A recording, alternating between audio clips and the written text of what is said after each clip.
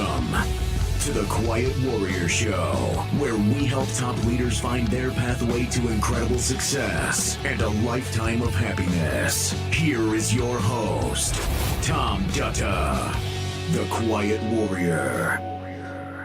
All right, Tom Dutta, the Quiet Warrior here. And listen, you probably hear the guitar. That's not me playing. My arms weren't moving, were they? I'd like to introduce you to our guest. I have this really wonderful thing that arrived. It's a hardcover book called Breaking Glass, Tales from the Witch of Wall Street by Patricia Walsh Chadwick. Now, her bio is incredible. It goes on for pages. She's so accomplished. I'm just going to read you something off the back of the book, make it abbreviated. We'll put that in the show notes. Patricia Chadwick was born in Cambridge, Mass. In 1948. She received her BA in economics from Boston University, 30-year career in investment business, culminating as a global partner at Invesco. Today, she sits on a number of corporate boards, blogs on issues social, economic, and political. She also mentors young women in high school and college. In 2016, she co-founded and is the pro bono CEO of Anchor Health Initiative, a healthcare company that serves the needs of the LGBTQ community in Connecticut. She's married, lives in Connecticut with her husband, John. They have a daughter and a son, and I heard that somewhere in the background of her studio now. She's got the grandkids. Well, it's time to bring her on, and welcome to the show, Patricia. Thank you so much for having me. You're over where? Where are you sitting right now? Right now, I'm in Rhode Island. Rhode Island. Yeah, we were just talking about the weather, and so you're starting to get some humidity, and we're starting a heat wave here. Incredible what's happening in the world. But most importantly, we're here to talk about you. So I'm going to start off with a thought. And tell me what you think about this, Patricia, that if we connect the dots together about what's going on globally in the world, what's going on in our sector where we tend to work, yours would be the financial sector, and then what's going on personally in our lives. If we connect all that together, the interconnectedness might give us deeper insights and meanings about our work. Wouldn't that be fair? Fair enough. Absolutely. Well, I want you now I'm going to ask you a question because I read your book. I actually listened to the audiobook and I love it. And we're going to do a reveal in just a while. So I'm going to start off with the first question for you that came out of that for me. I titled this From Cult to Wall Street, A Journey of Resilience. Your journey from being expelled from a religious cult at 17 to becoming a global partner at Invesco is nothing short of extraordinary. It really is. And I love the title, Breaking Glass. So, Patricia, share more about the pivotal moments that shaped the path and how those experiences influence your approach to overcoming challenges on Wall Street. Well, thank you. There may have been many pivotal moments, but I think the importance about a pivotal moment is that you remember it. And one of the stories or the theme running through this book is one of gratitude for the mentors that I had in my life. And they were all men because I started off as the receptionist at a brokerage firm. I knew nothing about the financial world. All I knew was that at the age of 19, I wanted to be the best receptionist in the world. And that was my endeavor.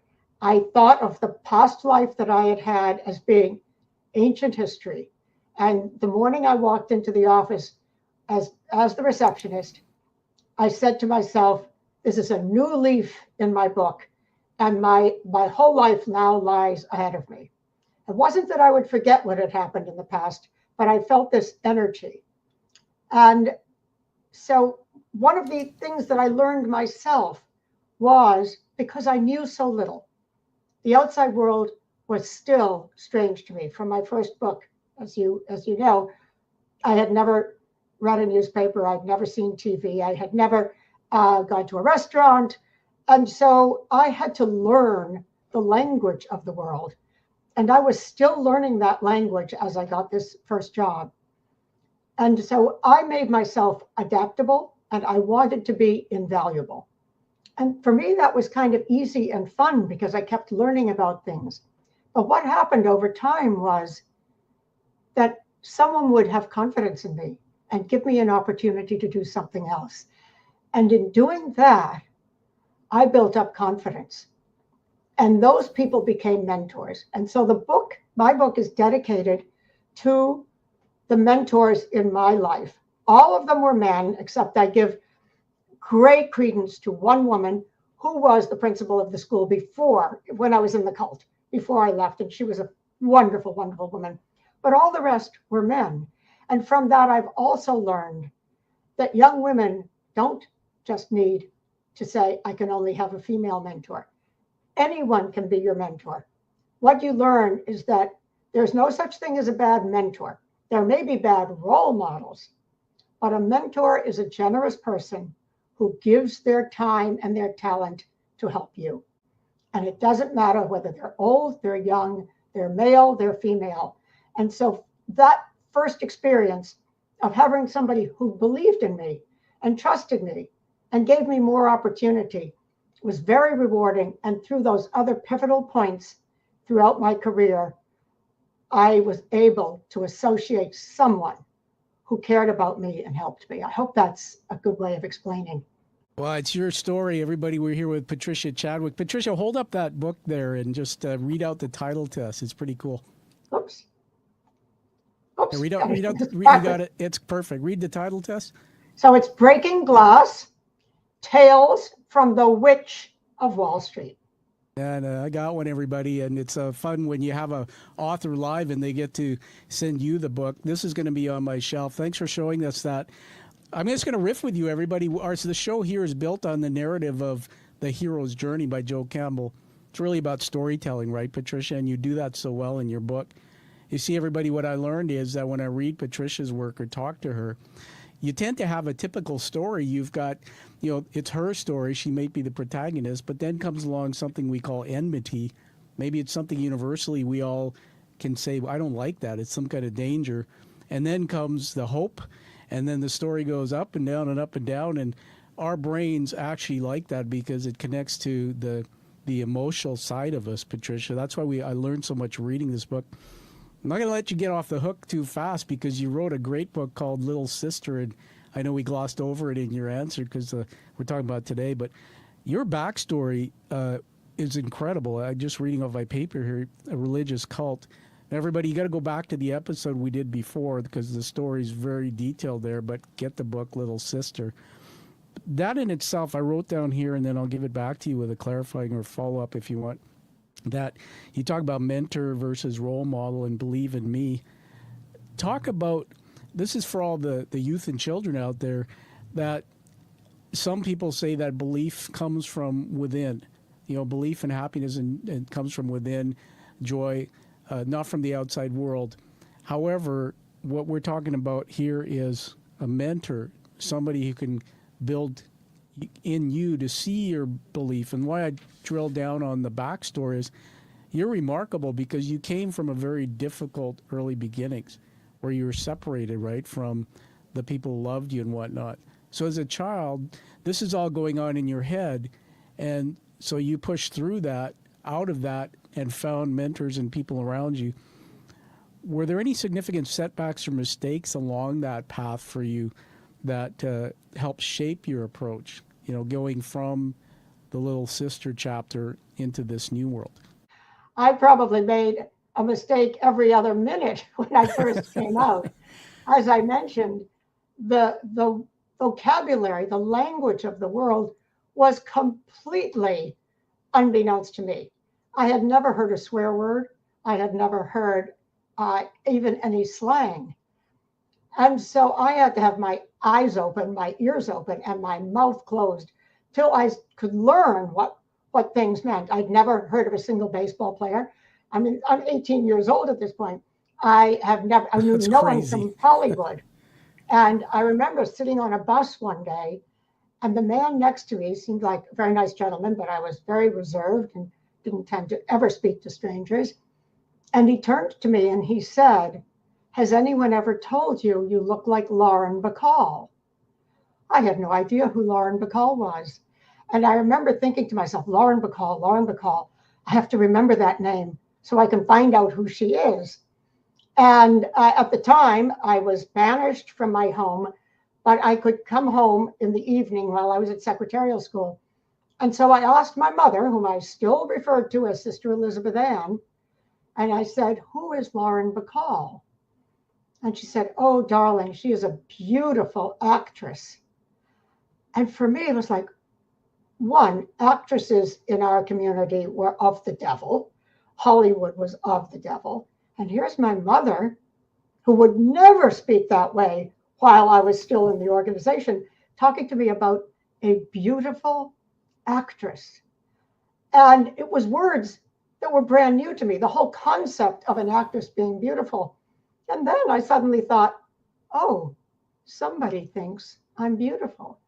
And at that age of 18, I had no idea whether I was pretty, I was ugly. I mean, I knew I wasn't large, I was a pretty skinny girl, but I had no context for how to engage in the world. And that was very difficult, but that was a very favorable moment. But I think there's another story that you may be alluding to, which I tell in this book. And yeah, please. The words, pardon me? Yeah, go ahead. Tell us that. The words of the language was so unusual. And so I would, store words in my memory and then go look them up in a dictionary. And sometimes I was successful and sometimes I wasn't, because so many of these words were slang.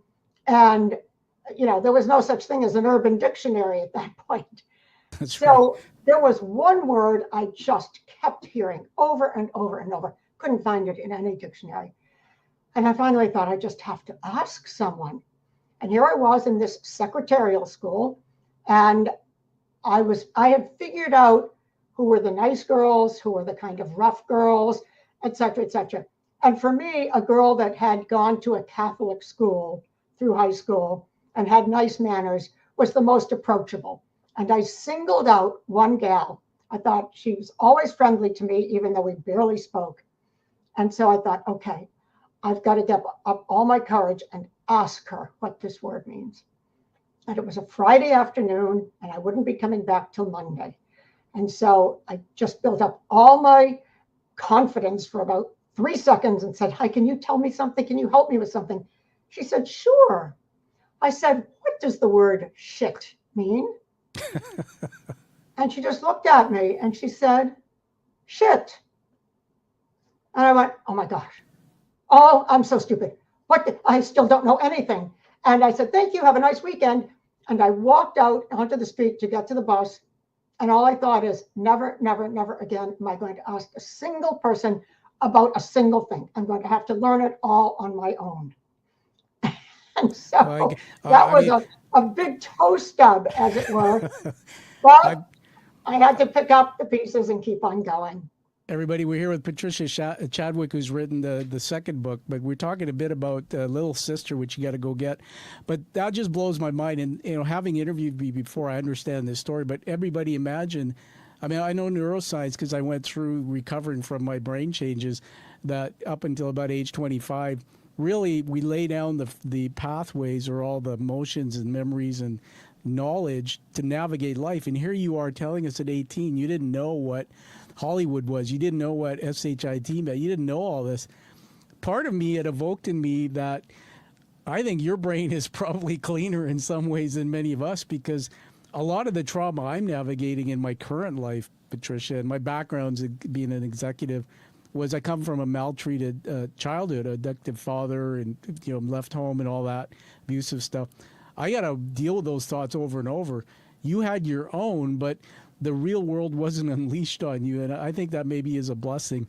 It might have been, yes. Yeah, I kind of chuckle reading your book a lot. I love the bits of humor where you'll accomplish something. I'm not going to steal thunder, but Patricia writes about something she accomplishes, which is a high accomplishment, and then sometimes you just can't see in that you're good. And I kind of melt when I read that in a good way, that she's so good, but sometimes you just can't see it. And isn't that a relatable thread to you out there, the listeners, many of us? Are we good enough? Sometimes our brain just tells us we're not. Amazing. I want to go to another topic here, and that's the industry itself, so Wall Street. And my paper says navigating a male-dominated industry. So I'm just going to read you something I wrote down here and let you riff on it. Sure. So everybody, that's my other cam here. Wave at you if you're on the screen. You broke through this significant barriers in this male-dominated industry and earned the moniker Witch on Wall Street. I know you'll tell us about how that came about. How did you navigate the gender biases and challenges in that sector? And any strategies you employed to ensure your voice was heard and respected? And before you answer that, I grew up in the financial service sector, okay, so the banking industry here. My wife is a career banker too. In fact, her studio where she works is just down the way from mine. And I remember she used to tell me stories that when she got into her first administrative job in a branch as a teller, managers would have her come in and to sign admin reports and say, "Why don't you sit on my lap," kind of thing. And it was pathetic. And then I grew up as a male, and I'm shaped differently, Patricia. That's why I have so much respect for you and stories like yours, where you have to navigate it. That I would, as a male leader, I became a bank manager at age 21, and the guys, the VPs, would go out for lunches. They'd come back smelling like scotch because there was the gentleman's club. I used to go there with them. Very different world. And then they would come in and they would be putting their hands on the women, sort of doing things that today you would be arrested for. Yeah. So just going back to the question, you broke through that barrier, but tell us about how you navigated the biases and, how would you keep your voice heard and respected? There's a lot you wrote about. Well, there were ups and downs, and there is a story that appears in both of my books because I think it is so important. And it was a story of abuse, and it was abuse by a very successful broker in my office. And he was thrice married, and he had lots of children and pictures all over his desk. And just sorry to interrupt, but it brings me into the book. This is the one where I think he came on to you. Keep going, but I think it's that yes, story, right? Yeah. He invited me out to have a drink, which wasn't particularly unusual. He often took the secretaries out. I was putting myself through school at night, so I never had a real chance to do any of that. And one day he just said, kind of haphazardly, how would you like to have a drink? And I had a course that night in political philosophy that I was very keen on. So I thought, okay, I'll just have a quick drink and then get over to Cambridge and, get my course in. And here was my own naivete. And all I remember was going into the bar, which was a very popular place, but it was a little on the early side. It was 5 o'clock. And there was the bartender there, and he was at the bar. And there were 2 drinks. And the next thing I remember is waking up in my bed, and he was getting out of my bed. Now, wow. I go through the whole story, and I lay in bed terrified, not remembering anything about the drink or about anything. I was naive in a lot of ways at that point. I wasn't even 21 at the time. And I avoided drugs like anything because I thought the only asset I have is my brain, and I better not let anything happen to that.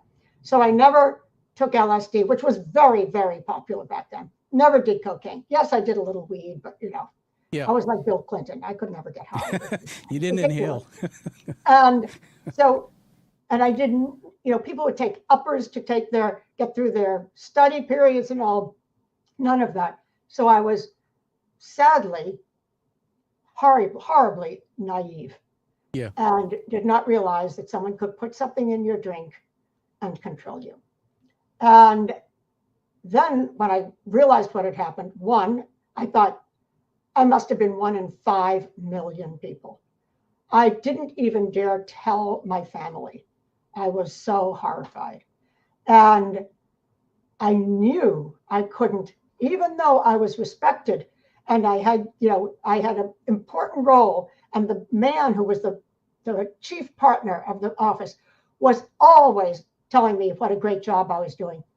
I knew there was no way I could tell that story because that guy was the big producer, and I was the 19-year-old in miniskirts at the front desk. Even naive as I was about a lot of things, I knew the power that lay outside of me. And I had to accept that. It was decades later that I told my parents what had happened. Yeah, But, thank you, Patricia, for sharing that story. Again, everyone, we're with Patricia, who wrote the book Breaking Glass, and I've read it cover to cover, but I've also listened to the audiobook. And by the way, the audiobook, I told you this before we came on, I love it because it's your voice. And the first thing, I was having fun with it. I was saying to my wife, I said, it sounds like a witchy kind of person, doesn't it? And no, it sounded just like this beautiful voice, but it connected me to you. That's why, everybody, I believe in audiobooks. You got to have both, I think, because this you like to hold. yes. But the audiobook connects me deep. I want to say thank you for that, sharing that story. I wrote down on my paper here about, just some notes. I was making the storyline that 21 years old. And as we said earlier, you're not an adult really in scientific terms till 25. So, a woman can't really figure out those kind of experiences. Let me ask you a question about, given that situation, do you think that there's many, many other women out there who have experienced something like that? And in today's world, do you think you can get ahead still on your own merits without being taken advantage of that way? I don't know if I'm saying that correctly. Well, as I said, I thought I was 1 in a million or 5 million, even at the age of 65 when I was writing that book. I don't know. Sometimes I just don't put things in perspective correctly. And then the Bill Cosby story started coming out. And then shortly after my book came out, the Harvey Weinstein stories were coming out. And I went, oh my gosh. Yeah. This happens. This is more, the rule than the exception. And it just changed my whole perspective. I felt as though I had comrades in arms of so many people whom I've never met.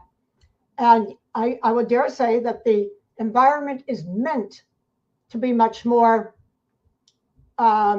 protective in one way, but in another way, much more accountable of individuals' behavior. Yeah. Despite that being said, there is still plenty of manipulation, and plenty of people that don't feel they get their advancement because they haven't satisfied someone else's interest in them. And it is much better than it used to be. I will absolutely agree that, but it will never end. It will never end, and there will always be people who will deliberately try to abuse someone for their own advantage. I want to honor you for what you're sharing there. I think that the world, I have a daughter who's just turned 26, just went to see her graduate. So proud of her. Environmental engineering actually is the field she's in. Oh, great. And, I look at people, like you said, you need mentors. I look at both men and women get harassed, they get abused and things. Oh, yes. And I look at what do you need to be successful? You need peer groups, you need mentors, people that you can learn and navigate. I also go back to Hollywood, and I have a lot to say about Hollywood. I'll leave it for this show, but the Wolf of Wall Street, some of these shows. But when you look at the world that you broke the glass ceiling in, it is a very unrelatable world to most of the people in the world, where drugs and alcohol and high power, all of that, I think really alters the brain of a human being, and they do stupid things. My father was a chronic alcoholic, and when he was drinking the disease, he was a different person. So yeah. I think your lesson that you just taught us is to be aware, but also to develop some strategies. And everybody talk it out. Don't keep some things like that to yourself. Let's get into the next piece that came out of the book for me. Was I'm going like, wow, we didn't talk about your bio, but everybody, when I give it back to you, Patricia, to just tell us when we hear break through the glass ceiling, just give us a Cole's Notes view of actually the accomplishments. So you went into Wall Street, but that's like, yeah, so what? A lot of people do. But you did some remarkable things. So maybe you can just give us a bit of the timeline, the resume. But what's behind this thought that I wrote down in the book was, what's the personal drive behind this high achievement? And I wrote, in reading your memoir, it's clear that you've consistently pursued high achievement throughout your career. Do you feel that your early experiences in the cult influenced the drive, or is it something else? And looking back, what would you say was your primary motivation in striving for success? Because to get up to that where you were, I mean, you pushed through a lot of obstacles, but there's something behind that. Well, I do think that my childhood had perhaps a lot, in my case, to do with it. Now, let's all remember there are two parts to everything, and we are hardwired in certain ways.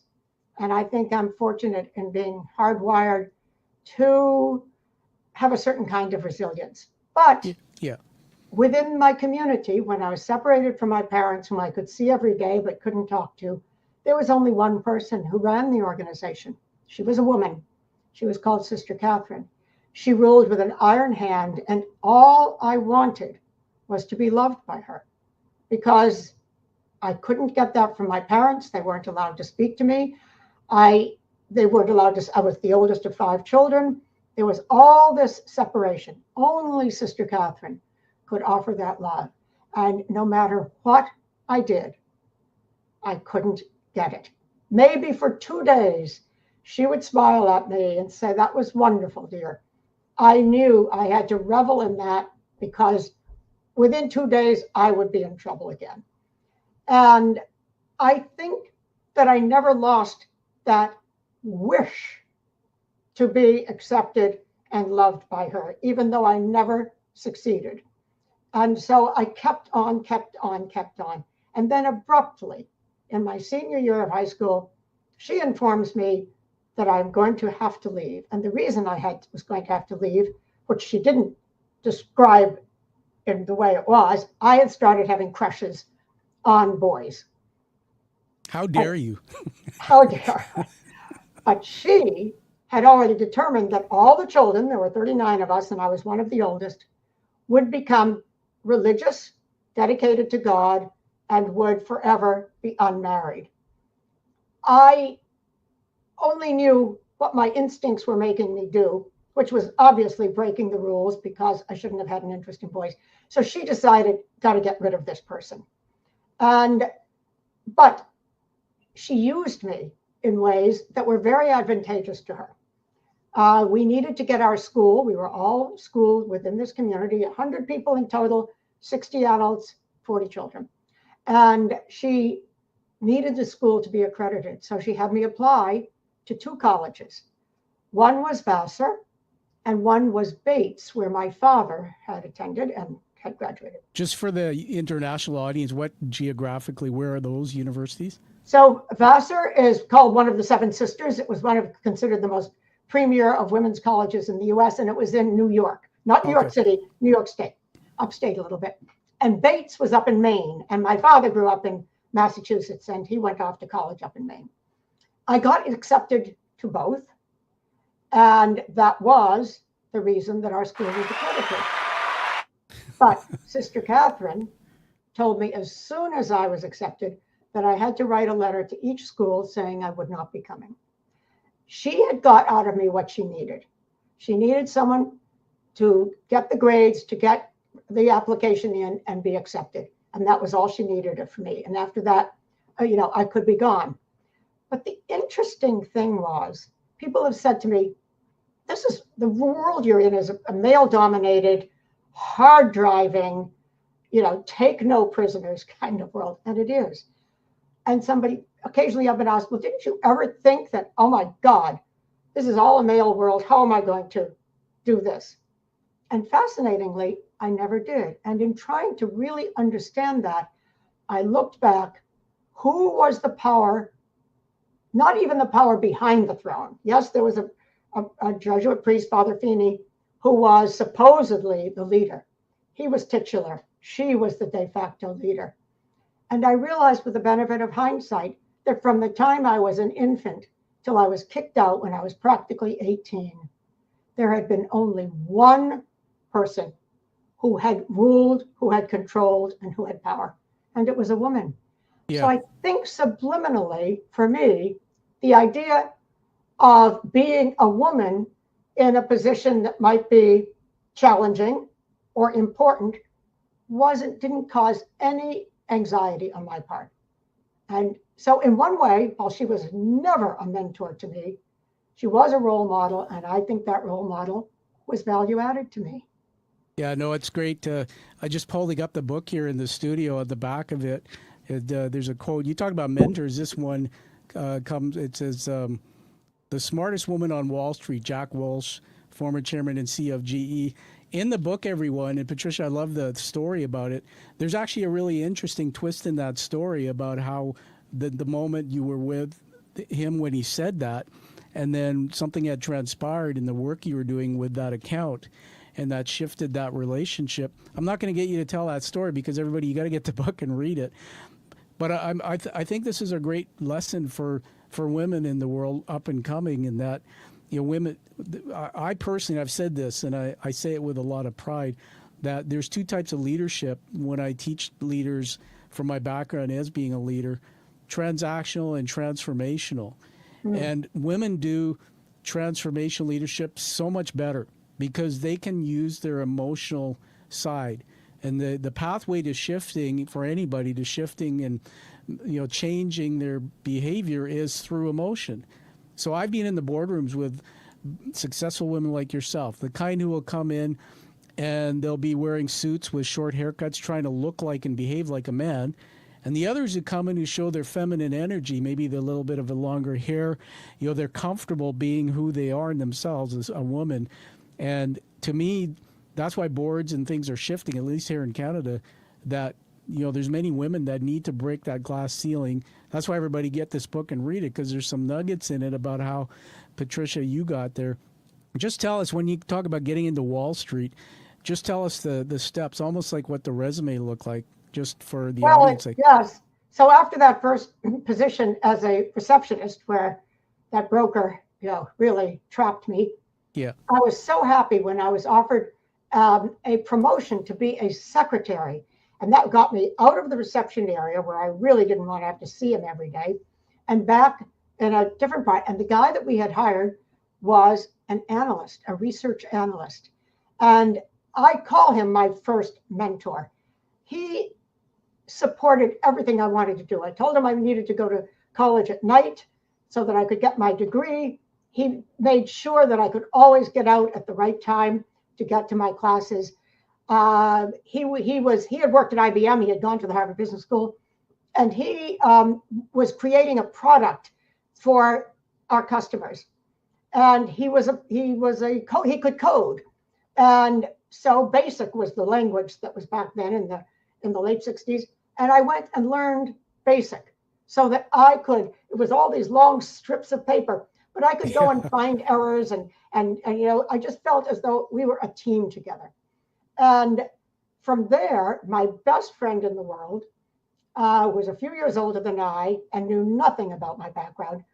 She told me that she had been offered a new job in Philadelphia. So we were up in Boston, and she was so close. And I thought, oh no, she's going to be out of my life. And she said to me, will you come with me? I was 23 years old at the time. I didn't even think for a second. I said yes. And suddenly there I was, leaving Boston, a place I really, really, really wanted to get out of, because I was so afraid people would find out who I really was, that I had grown up in this cult that everybody knew about. And so I moved to Philadelphia and was interviewed with 4 research analysts, 4 men, all of them in Brooks Brothers suits. And they were looking for someone that could crunch numbers for them. So one of them was in the airline industry, and one was in the railroad, and one was in the trucking, and one was in the insurance. And I was really interested because I had been doing some work in the airline industry. And so I thought, I want to learn about more and more and more industries. So I had only one question for them. I said, I would really like to do more than just put numbers on a sheet of paper. Will you be willing, if I come to you and ask you why the numbers are like this and what those numbers mean, you will answer me? And I had already determined that if they said no, that they wanted me just to put the numbers on a sheet of paper, I was not going to take the job. All 4 of them said yes. All 4 of them came through for 2 years that I stayed there. And so there was a great example of them, all of them being mentors. One in particular, particularly wonderful mentor with whom I'm still a great friend today. So that after 2 years, that was 1974. The price of oil had gone through the roof. Inflation was through the roof. Interest rates were through the roof. The economy was through the floor, and the stock market was through the floor. That was the way it was. And I got laid off from this position because this firm was losing a lot of revenues as the market was going down. So I moved back to Boston. But by now, I had come through as a statistician, and I was really able to be an analyst. It took me a summer to find a job.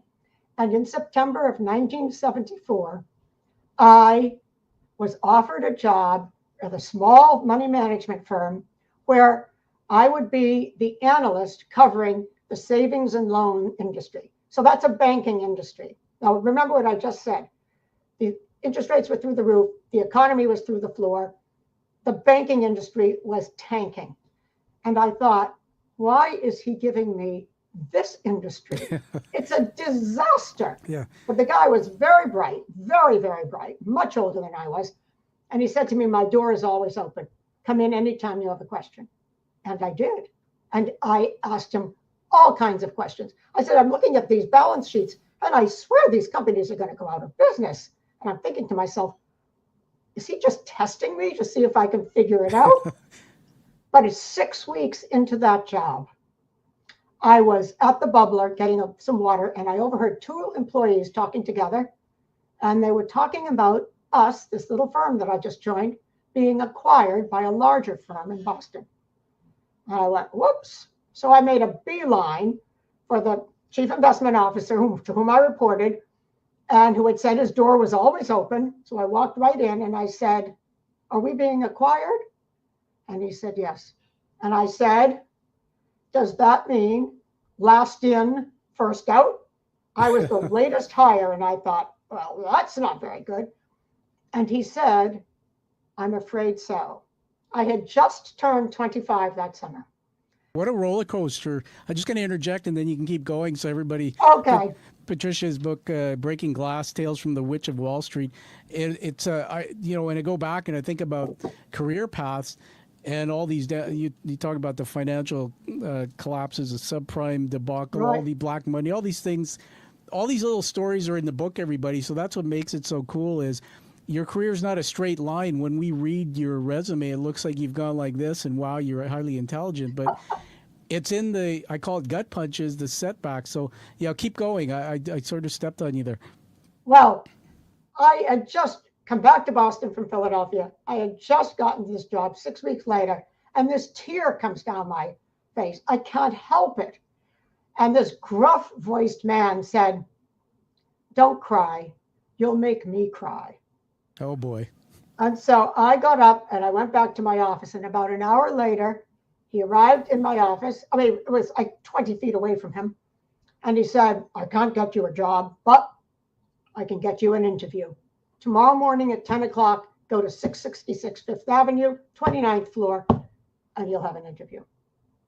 And I spent the whole day in New York. That evening at dinner, the gentleman whom I had met, he had a little research boutique, only 6 or 7 people.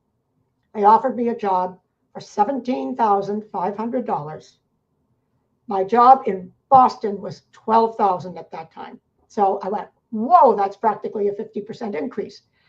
So I went home, flew back up to Boston that night, and so excited, but I lay awake all night because I thought, I've just moved back to Boston. This is where my family is. I was thinking of buying an apartment or something. I walked into Stu Harvey, was what his name was, at like 7:30, 8 o'clock the next morning. He was there, had a big smile on my face, and I said, I've been offered a job in New York. And I think he already knew, frankly. Yeah. At any rate, I said, but I've got this quandary. I just moved back to Boston. What do I do? And he looked at me. He had black eyes. And he looked me in the eye and he said, do you want to make it big in this world? I said, yes. He said, go to New York. And I did. And I knew that man for all of 3 months of my life. And he was a mentor that was invaluable to me. And that how old was were a you? huge How thing. old were you when you set foot in New York again? I was 25. Yeah, think about that. I have some friends, a family actually that runs an entrepreneurial business. Their son's a trader, just living in New York, and we just see in Hollywood, but very, very different world. And again, amazing. I just wrote this down on my paper here. I got to share this with you as we're riffing. I don't know if you could see it, but I put the word cry, and then. You know, it's funny that a guy will say, "Don't cry or you'll make me cry." And that's one of the things I thought, because when I was reading your book, I thought, coming from the cult and what you went through, you're so tough. Is she tough and hardened, or is she open enough that she can show that emotion? And I wrote down here, no, dude, you should be telling her it's okay to cry, because that vulnerability is actually what the strength is all about. But I But wrote... it was sweet because he was admitting that he was going to cry too. So he was vulnerable. Yeah, and you were helping him by showing him yours. I think that's awesome. Yes. But what's funny is 666 Fifth Avenue. My first breakthrough job in my financial career was at 666 Burrard Street down in Vancouver, a big, tall skyscraper. So you took me back. Thank you for that. Hey, Patricia, hold up the book again. And yes. All right, there it is. Breaking Glass. The Tales from the Witch of Wall Street. Before we keep going, I have a couple quick more questions. What's behind the title, Tales from the Witch of Wall Street? It's evocative. I love it. Catchy. So I'm now just about 76 years old. My book came out just a couple of months ago. But the first story in my book is the story of how I learned I had the moniker Tales from the Witch of Wall Street. And it came from 5 years earlier when some of my friends from Wall Street threw me a 70th birthday party. And this woman got up and was sharing with people how she met me. And it was 1985, and she was working for Bear Stearns. And the head of institutional sales came to her and said, "I need your help. We have this very large account at Citicorp. And there is a portfolio manager there who manages a lot of money. But I've got a problem. I've put numerous salesmen on her account, and they're all afraid of her." I still can't quite believe this, but and he said, why were they afraid of you? What did they see? In one way, because I was tough. I had been an analyst. I was now a portfolio manager. And if they told me something about a stock that they thought and their firm was recommending, I wanted to know more than just 2 sentences. I would go, well, what about this? And what about this? And what about this? And what about this? Which meant that they had to go back and do more work. Oh, boy. Well, some would say, from my perspective, that you weren't tough. You were doing your job, and actually you're building, basically building skills in the people around you, because you're saying, here, I need this. And how you deliver that message is 2 different ways, right? And that's one of the things I wrote on my paper here is I wonder if men saw you as intimidating, because I hate to say it, there's 2 standards, and that's why I honor you, Patricia. A guy can walk in a room and say, you didn't give me this, give me this, give me this. And it's like, okay. A woman does it, and sometimes a man will be intimidated and say, how dare you, you know. Well, so good for you. You hit the nail on the head. So exactly.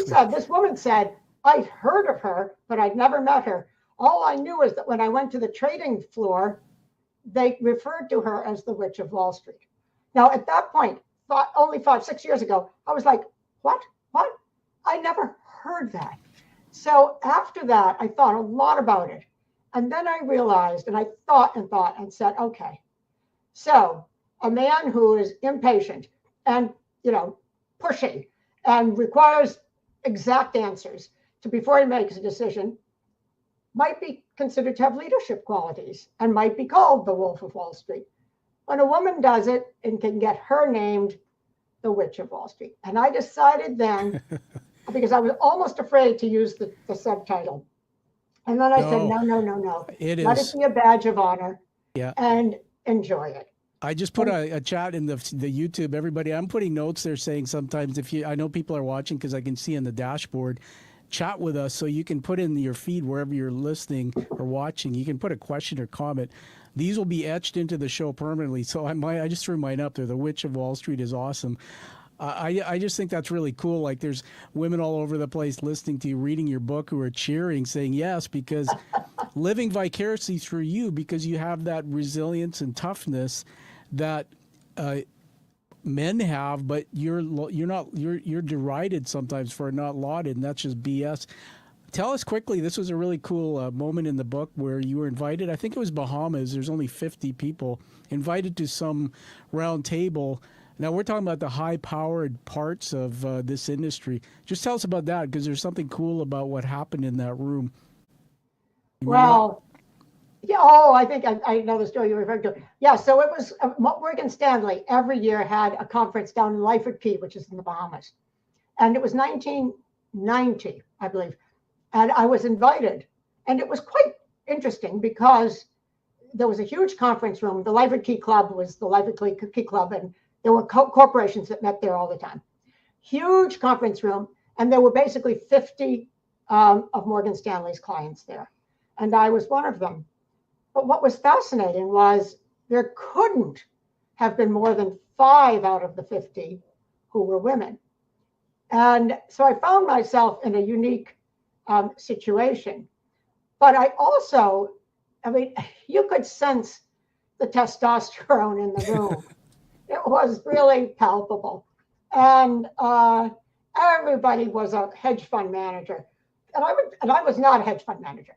I was a long only manager. And my personality just would never allow me to short a stock. Because if I'm shorting a stock, I'm saying, I hope this company doesn't do well. I hope nothing that they does can makes them earnings and the stock go up. And so I'm ultimately rooting for the demise of the company. And all I could think of was, what about all those employees? So I just always, the only way was for me to see the glass half full, sorry, instead of wishing the worst. But they were big powerhouses. And I used to wonder, are they all sharing the same information? I was a bit of a skeptic because, in the investment business, you have to be a bit of a skeptic. Yeah. I agree. And going back again to when like my father, for example, I'm just bringing this in and riffing because my brain goes on a journey. My father he passed away in 2018. I really miss him. I love my dad. I was estranged most of my life, but my dad worked hard. He was in the union. He was an electrician, journeyman, became a teacher of apprentices. And he had $100,000 in a teacher's pension that through Bernie Madoff's scam, he lost that. God. And I've met, people don't talk about it, but the show I do here, people come on and they share their stories. So you hear about it. That, sometimes I think about the industry, and I think you're right to be skeptical because many people in the public don't trust advisors sometimes, or we hear these stories.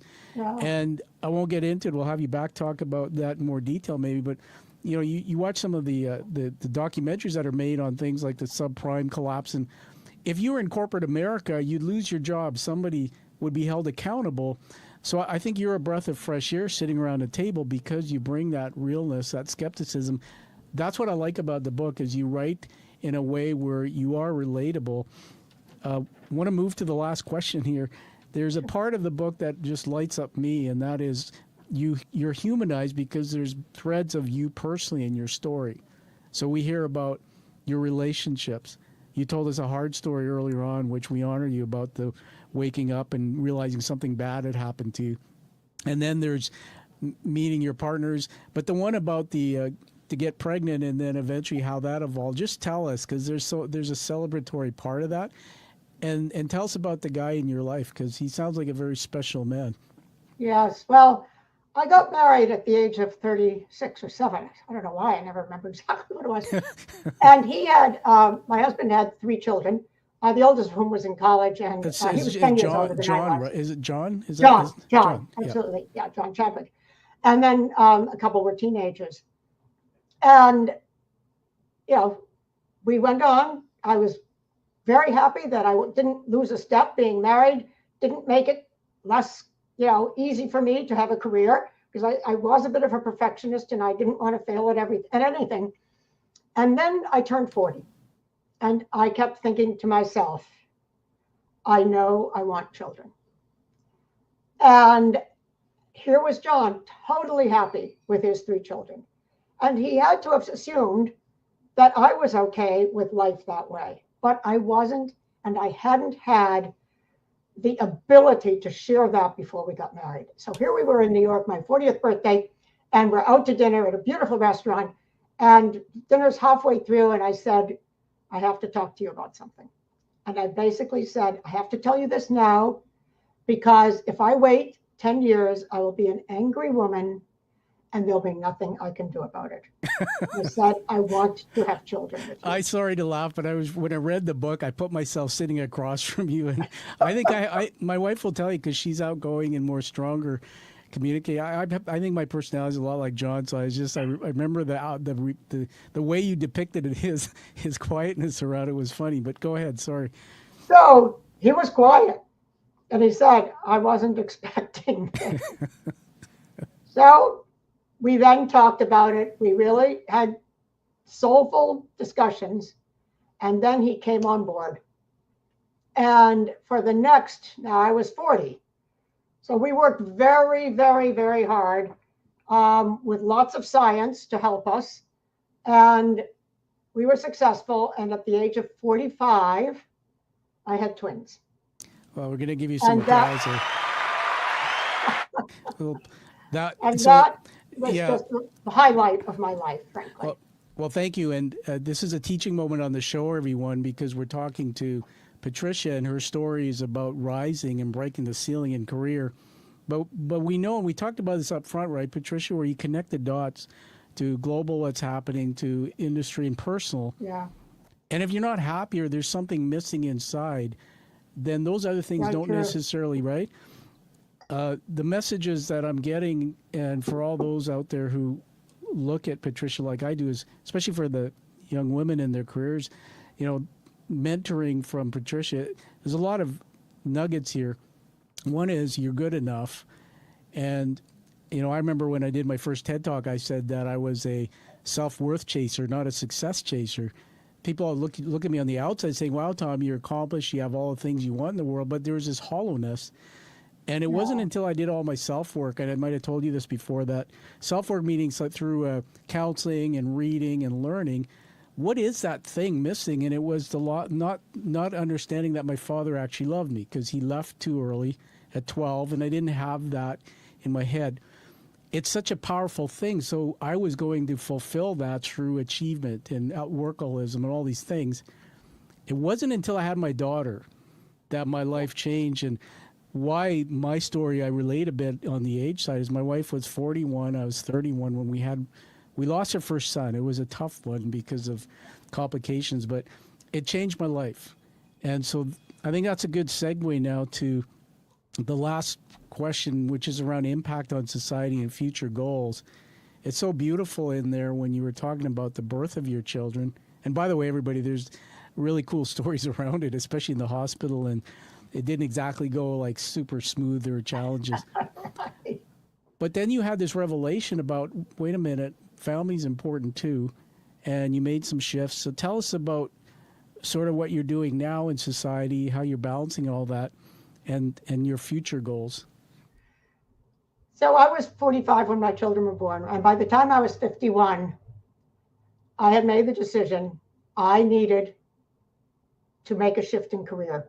I was at the top of my career, and my children were going into kindergarten, and I said, I want to be answering the questions they're going to have henceforth. It's fine when they're really little and it's all about play dates. And so, with a great advice from my husband, I quit Wall Street when I was 51 years old. And I had no idea what I would do except for a career, except that I was going home and I was going to be raising my children. And I was enormously happy doing that. However, I also needed to be intellectually stimulated. And I continued to go on television, which I did a lot, being on Squawk Box and places like that. And out of that evolved another career, which allowed me much more flexibility of time, because I now was doing expert witness work, which led into going on corporate boards. Now I've reached the situation where I'm being forced off corporate boards because I'm over 75 years old. And another opportunity has arisen for me over these last years, which is mentoring. And mentoring young women, for the most part, in high school and college. And then also, about 8 years ago, I co-founded an organization, a healthcare company for the LGBTQ community. And that's Anchor I've had Anchor so Health. many friends. I watched the AIDS epidemic just kill hundreds, millions of people. And I felt there was something that they needed, but I didn't have a totally vested interest until I started to become involved. Yeah. And for me, I am the pro bono CEO, and I just feel it's my final life's work. I'm not saying I want to disappear anytime soon, but it's a great way to go out, frankly. Well, congratulations. The company name, will be in the notes we put out, is Anchor Health Initiative or Anchor Health. Yes. Congratulations. This thing about boards, it's kind of interesting, right? Because I get interested in getting on boards and being on boards. And, I kind of say to myself, okay, age shouldn't always matter, because they say the difference between knowledge and wisdom is time. And sometimes, I mean, you look at Berkshire Hathaway and one guy's past, but you look at the wisdom, the stuff the wisdom in your head, and you get it when you read your book. Everybody, that's why we need to plug the book. We'll do that again in a minute. But you need to get the book, but the wisdom in your head belongs on boards. What I think is really cool is they say that in order to be fulfilled, be in service to others. So this is an honor teaching moment. Everyone come back, listen to this. That here you are, you're at 76. You look amazing, by the way, for somebody who's done what you've done, raised a family. Good for you. But you're giving back, mentoring, coaching, being on boards, pro bono CEO, helping the world. I'm just really think that's awesome. So now it's time to reveal your book review. You ready for that? Okay. I'm going to put it on screen and I'm going to read it. Now, I have a little bit of vision challenge because of my concussion pass, so just have to bear with me. So I'm going to see if I can do this. Just hold on, Patricia. So everybody, drum roll, please. I'm going to read. This is just posted yesterday on Amazon.ca. That's Canadian Amazon. It's all connected. It's a 5-star international book review for, the book we've been talking about. And I'd like to read it. The title of the review, From Cult to Wall Street Titan. As a fan of Patricia Walsh Chadwick's first memoir, I eagerly anticipated her latest work, Breaking Glass. Tales from the Witch of Wall Street. The second memoir did not disappoint. Listening to the audio version, narrated by Patricia herself, added an authentic and deeply personal touch to her compelling narrative. Her journey is nothing short of remarkable, from being expelled from a religious cult at 17 to climbing the corporate ladder on Wall Street. Her stories, one of resilience and determination. Starting as a receptionist at a brokerage firm, she worked her way up to become a global partner at Invesco, all while pursuing a college degree at night. The moniker, which we've talked about and I love, is the Witch of Wall Street. It's a testament to her unyielding drive and tenacity in a male-dominated industry. What stands out in Breaking Glass in Patricia's candid storytelling is the book is filled with drama, provocatively pushes the jagged edges of her life experiences, yet it remains as a testament to the breaking through the proverbial glass ceiling. Patricia's voice in the audiobook version is captivating, bringing an added layer of authenticity to the story. His memoir picks up seamlessly from where her first book, Little Sister, left off. While Breaking Glass stands strong on its own, I recommend reading Little Sister for a fuller understanding of the backstory and the challenges she faced. It was published in May 24. This book is a must-read for anyone seeking an inspiring tale of triumph over adversity. Patricia Walsh Chadwick's story is not just about surviving, but thriving against all odds. I highly recommend it. Blah, blah, blah, Tom Dutta. Congratulations. Oh, my goodness. Thank you. Wow. I'm going to remove that off the screen. Now, everybody, before we move to give it back to Patricia to wrapping up, why do we do this? Patricia, nod your head. I think you'll agree. But authors' work isn't known. It's known when we have our fans read our books, when they go and post reviews, And when we post a review on Amazon, Goodreads.com, wherever Patricia wants you to post it, go do it, everyone, because sales store representatives, other buyers look at that, and it gets our brain thinking there's something really great going on with this book, and it gets the word out there. So that was posted and should be live on Amazon.ca. The last thing I want to do is honor you with 4 words. We do this every show. It's written on my paper here. As Patricia's talking, I write down leadership words. First one is resilience. Second one is strength. Oh my goodness. That's you. Third is mentor. And fourth is maven. If you want to know anything on the topic of how to break the glass ceiling coming from adversity and being a dynamic woman in the business world, this is your lady. So, hey, on that note, I'm going to give it back to you for the last word where people can get a hold of you. Anything you want to say before we wrap up? Well, thank you, Tom, so much. This has been a wonderful hour. I do have a website, and it's very simple, patriciachadwick.com. It has a lot of information and a lot of interviews from both this book, that's only been out a couple of months, and my first memoir, Little Sister. And, of course, you can hopefully buy the book at your own local bookstore, and they can certainly order it for you. But, of course, if you want to get it online, it is there. And as Tom said, yes, I did record the audio version. But thank you very much for having me. Okay. You're welcome. And everybody, as we wrap up here, I wrote down one more word, unconscious bias. It is true that sometimes, whether you have colored skin or you're a woman in business, there is an unconscious bias that people will see you through. Live life with purpose, with passion. Live the life that you deserve and desire, because you heard right here how Patricia's done that. You're just awesome, Patricia. So see you again on the Quiet Warrior Show, everybody. Thank you so much. You're welcome. Thank you for listening to the Quiet Warrior Show. Create is a motive-based leadership development firm. www.kreat.ca.